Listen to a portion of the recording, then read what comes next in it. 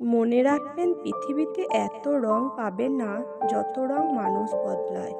খুশিতে তো সবাই হাসে, দুঃখে যে হাসে সে আলাদা চরিত্র।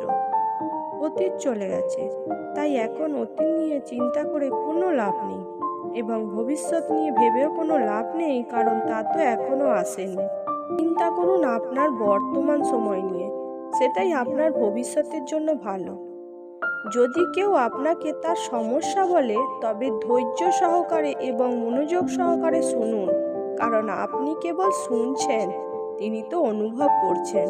কিন্তু তখন হৃদয় বলে, আমরা যদি তাদের মতো হয়ে যাই, তাহলে তাদের আর আমাদের মধ্যে পার্থক্য কী?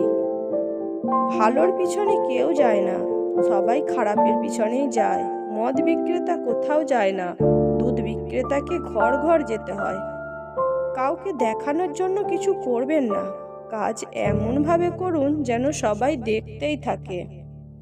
লজ্জা ও ভয় হলো জ্ঞান অর্জনের প্রতিবন্ধকতা।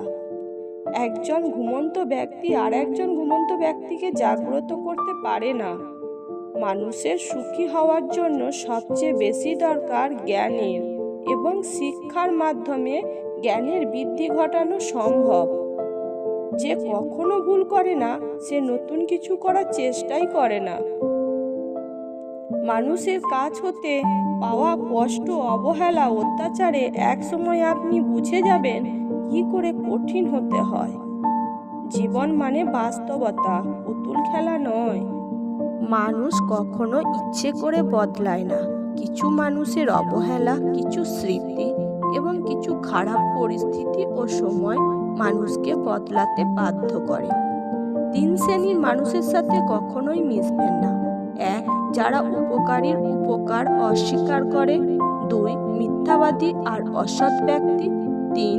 যারা আপনার সামনে প্রশংসা করে এবং পিছনে বদনাম করে।